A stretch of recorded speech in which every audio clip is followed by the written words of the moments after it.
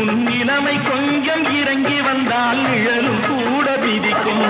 மதியாதா தலைவாசல் மிதிக்காதே என்று மானமுள்ள மனிதனுக்கு அவ்வை சொன்னது. அது அவ்வை சொன்னது, அதில் அர்த்தம் உள்ளது.